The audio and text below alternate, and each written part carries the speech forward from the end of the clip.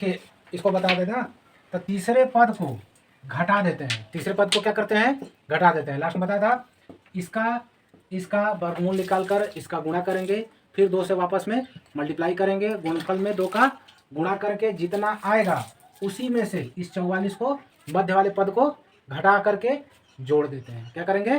जोड़ देते हैं। घटा कर क्या करेंगे? जोड़ देते हैं। घटा के जोड़ेंगे तो देखिए कैसे होगा।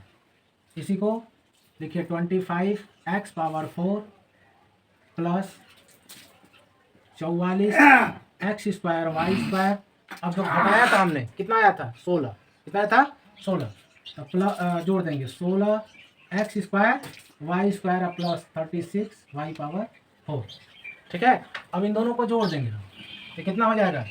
25 x power 4 plus 60 x square y square plus 36 y square. अब देखिए पूर्ण वर्ग हो गया कि नहीं हो गया? पूर्ण वर्ग कैसे जांच करेंगे? तो देखिए इसका पहले वर्गमूल निकालने क्या हो जाएगा? 5x स्क्वायर, इसका निकालेंगे 6y स्क्वायर, बीच में क्या आता है? 2ab, ये हो गया ना, होल स्क्वायर और इसका होल स्क्वायर, तो a स्क्वायर b स्क्वायर है ना, a स्क्वायर b स्क्वायर, बीच में क्या आता है? 2ab, तो प्लस 2a का मान क्या है? 5x स्क्वायर और b का मान क्या है? 6y स्क्वायर है ना, 2ab, 5 दूनी 10 और 10 छक्का 7 एक्स स्क्वायर वाई स्क्वायर। आ गया ना ये चीज? तो ये क्या हो गया? A square plus 2ab plus b square. पूर्ण वर्ग बन गया। इसको हम कैसे लिख सकते हैं? 5x square plus 6y square का होल स्क्वायर। लिख सकते हैं? पूर्ण वर्ग बन गया। तो ऐसे पूर्ण वर्ग बनाते हैं। ठीक, एक बार फिर से, जब ऐसा त्रिपद दिया हो तो उसमें निश्चित रूप से आपको 2 पद का वर्ग होगा। ठीक है, 2 पद पूर्ण वर्ग होंगे। अब उन्हीं दोनों पदों जो पूर्ण वर्ग होगा उसका वर्गमूल निकालेंगे। वर्गमूल निकालने के बाद उन दोनों का आपस में गुणा करेंगे, गुणा करके 2 गुना करेंगे और 2 गुना करने के बाद उसी में से जितना आएगा तीसरे पद को घटा करके जोड़ देते हैं।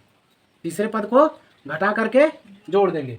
तो घटाया हमने 60 आया था, 60 एक्स स्क्वायर वाई स्क्वायर, उसमें से 44 घटाया तो 16 y x square y square. इसी चीज को जोड़ देंगे हम।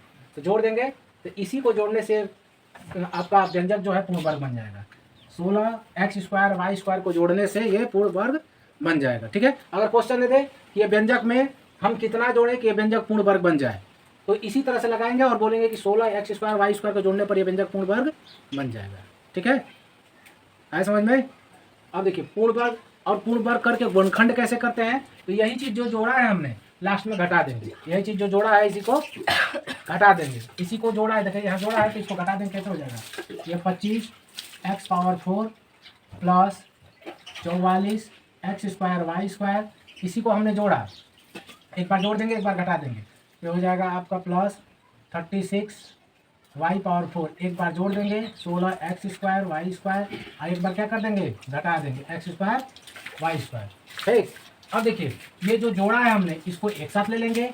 इसी को हमने क्या लिखा है? X square plus y square का होल स्क्वायर लिखा है ना, x square 5x square plus 6y square का होल स्क्वायर, आइए माइनस, ये क्या हो जाएगा? 4 चौके 16 एक्स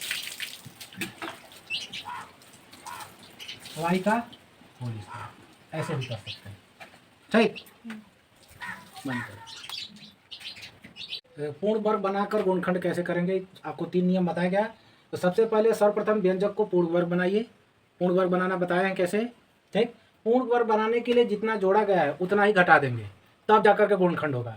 तो पूर्ण वर्ग बनाने के लिए जितना हम जोड़ते हैं उतना ही घटा देंगे, तब जाकर के गुणनखंड करेंगे। और घटाए गए पद जो प्राप्त होता है अधिकांशतः वह पूर्ण वर्ग रहता ही रहता है।